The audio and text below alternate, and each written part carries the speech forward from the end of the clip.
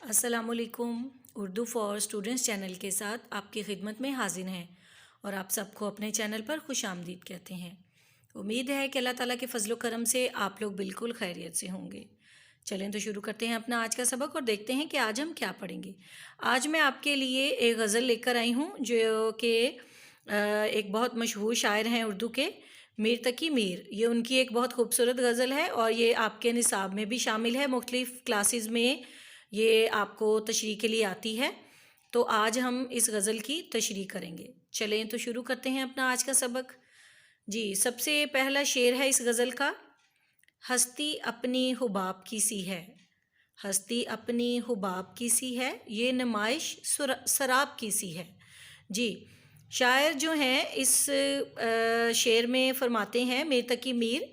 کہ یہ دنیا فانی ہے، ختم ہو جانے والی ہے، اور اس فانی دنیا میں ہماری زندگی بہت مختصر سی ہے، بہت چھوٹی ہے۔ جیسے پانی کا بلبلہ کچھ دیر کے لیے بنتا ہے اور پھر ٹوٹ کر بکھر جاتا ہے، تو اسی طرح یہ دنیا اور اس کی تمام رونقیں اور اس کی تمام آسائشات جو ہیں یہ عارضی ہیں اور دھوکے کے سوا کچھ نہیں ہے۔ ہر جاندار اور بے جان چیز نے موت کا ذائقہ چکھنا ہے، ایک نہ ایک دن اس نے فنا ہو جانا ہے، کیونکہ یہ دنیا بہت ناپائیدار ہے۔ اس شعر میں میر تقی میر کا فکر آخرت اور دنیا کی ناپائیداری کے بارے میں یہ شعر عالمگیر سچائی کا حامل ہے، اور دنیا کی فانی حیثیت کو اس سے زیادہ واضح انداز میں بیان نہیں کیا جا سکتا، اور شاعر نے بڑی خوبصورتی سے اس دنیا کو اور اس دنیا کی جو حیثیت ہے اس کو واضح کیا ہے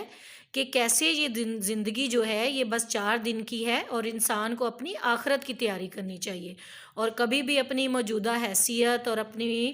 زندگی پر غرور نہیں کرنا چاہیے، کیونکہ یہ زندگی تو کبھی بھی ختم ہو جائے گی۔ یہ تو تھا پہلا شعر، اب دوسرے شعر کی طرف چلتے ہیں۔ نازکی اس کے لب کی کیا کہیے، نازکی اس کے لب کی کیا کہیے، پنکھڑی ایک گلاب کی سی ہے۔ جی، اس میں شاعر جو ہیں وہ اپنے محبوب کی تعریف کر رہے ہیں۔ شاعری میں عام طور پر محبوب کے حسن کو مختلف عناصر فطرت سے تشبیہ دی جاتی ہے، خاص طور پر جو ہماری اردو کی قدیم شاعری ہے اس میں۔ تو شاعر اس میں خاص طور پر محبوب کے چہرے کی نزاکت اور اس کی گلابی رنگت کو پھول سے تشبیہ دے رہا ہے، جو کہ ہر بڑے شاعر نے دی ہے۔ اسی طرح میر کا یہ شعر جدت ادا کا بھرپور حوالہ لیے ہوئے ہے، جس میں وہ اپنے محبوب کے ہونٹوں کو گلاب کی پتی سے تشبیہ دے رہے ہیں اور کہتے ہیں کہ میرے محبوب کے جو ہونٹ ہیں وہ اتنے خوبصورت ہیں، اتنے نازک ہیں کہ ایسا لگتا ہے کہ جیسے کوئی گلاب کی پنکھڑی ہے، کوئی گلاب کی پتی ہے۔ اچھا جی، اس میں کچھ جو ناقدین ہیں اس شعر کو نعتیہ شعر بھی قرار دیتے ہیں، اور وہ کہتے ہیں کہ یہاں پر میر تقی میر جو ہیں وہ حضرت محمد صلی اللہ علیہ وسلم کو کہہ رہے ہیں، یعنی ان کی مراد یہاں محبوب حقیقی حضرت محمد صلی اللہ علیہ وسلم کی ذات مبارک ہے، اور وہ ان کے حسن کی تعریف میں یہ شعر ادا کر رہے ہیں۔ اچھا جی، اب تیسرا شعر ہے اس غزل کا، چشم دل کھول اس بھی عالم پر، چشم دل کھول اس بھی عالم پر، یہاں کی اوقات خواب کی سی ہے۔ جی، اب اس شعر میں شاعر کہتے ہیں کہ اس دنیا کی حیثیت محض ایک خواب کی سی ہے، اور میر تقی میر کا یہ شعر بھی فکر آخرت کے بارے میں عالمگیر سچائی کا حامل ہے، کہ میر کہتے ہیں کہ اے انسان اس دنیا کی حقیقت کو اچھی طرح سمجھ لے اور غافل بن کر اپنی زندگی نہ گزار، ان کھیل تماشوں میں اپنی زندگی ضائع نہ کر، یہ دنیا تو بالکل عارضی اور فانی ہے اور ختم ہو جانے والی ہے۔ تمہیں چاہیے کہ معرفت کی آنکھ یعنی چشم دل سے آخرت کا بھی مشاہدہ کر لو، اپنی آنے والی زندگی کے بارے میں بھی کچھ سوچ لو، جہاں تمہیں ہمیشہ کی زندگی بسر کرنی ہوگی۔ تب تمہیں اندازہ ہو جائے گا کہ آخرت کے مقابلے میں یہ دنیاوی زندگی، یہ دنیا کی زندگی اور یہ دنیا کی نعمتیں ایک خواب سے بڑھ کر اور کچھ بھی نہیں ہے، اور جب تم آخرت کے بارے میں سوچو گے، آخرت کے بارے میں جاننے کی خواہش رکھو گے تو ہی تم کامیاب ہوگے۔ اور میر تقی میر کا یہ شعر جو ہے یہ ایک عالمگیر سچائی پر مشتمل ہے، اسی لیے انہیں آفاقی شاعر بھی کہا جاتا ہے، کہ وہ انسان کی حقیقت، اس دنیا کی حقیقت کو بڑے خوبصورت الفاظ میں بیان کرتے تھے۔ جی، اگلا شعر ہے، بار بار اس کے در پہ جاتا ہوں، بار بار اس کے در پہ جاتا ہوں، حالت اب اس طرح کی سی ہے۔ اس میں شاعر میر تقی میر عاشق کی ترجمانی کرتے ہوئے کہتے ہیں کہ مجھے اپنے عشق کی دیوانگی پر افسوس ہے کہ میں بے اختیار ہو کر بار بار اپنے محبوب کے دروازے پر جا پہنچتا ہوں، بار بار اپنے محبوب کے در پر جا پہنچتا ہوں۔ یعنی کہ عشق ایک عجیب و غریب جذبہ ہے جس کی مختلف کیفیات اور مرحلے ہیں، جن کو طے کرتا ہوا ایک عاشق اپنے محبوب سے والہانہ محبت جاری رکھتا ہے اور دیوانگی کی حد تک اسے چاہنے لگتا ہے۔ کبھی کبھی عاشق اپنی اس دیوانگی کے ہاتھوں مجبور ہو جاتا ہے، اور اتنا مجبور ہو جاتا ہے کہ بار بار اپنے محبوب کی گلی کا رخ کرتا ہے، اگر اسے وہاں سے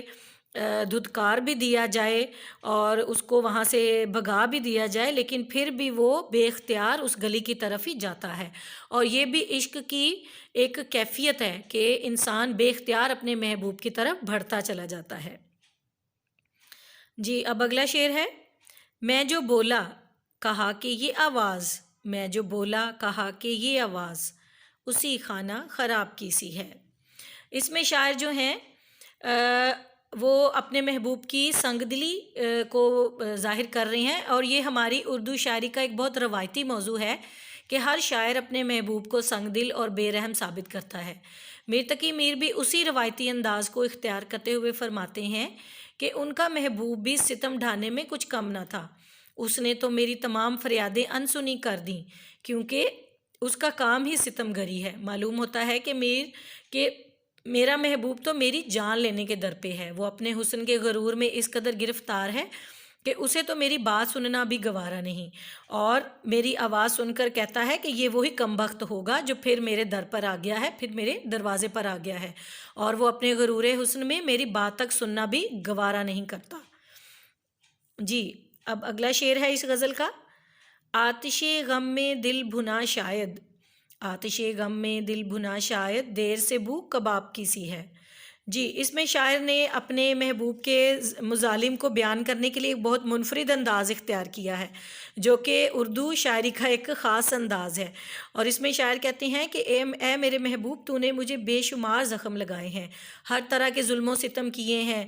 میں تو انہیں برداشت کرتا رہتا ہوں، لیکن میرا دل تیری جفا میں جل جل کر اب کباب بن چکا ہے، کیونکہ اب اس میں سے کباب جیسی مہک آ رہی ہے۔ اس میں شاعر نے کچھ مبالغہ آرائی سے کام لیا ہے، اور دل کے جلنے کی کیفیت کو انہوں نے کباب کی مہک سے تشبیہ دے دی ہے کہ جیسے ایک کباب کوئلوں پر جل کر بھن جاتا ہے، تو ایسے ہی میرا دل جو ہے وہ محبوب کی بے تنائی، محبوب کے ظلم و ستم سہ سہ کر جل بھن کر کباب بن چکا ہے، بالکل جل کر سیاہ ہو چکا ہے۔ جی اب اگلے شعر کی طرف چلتے ہیں، یہ بہت خوبصورت شعر ہے، میر ان نیم باز آنکھوں میں، میر ان نیم باز آنکھوں میں ساری مستی شراب کی سی ہے۔ یہ شعر غزل کا مقطع ہے، اور اس میں شاعر نے اپنا تخلص بھی استعمال کیا ہے۔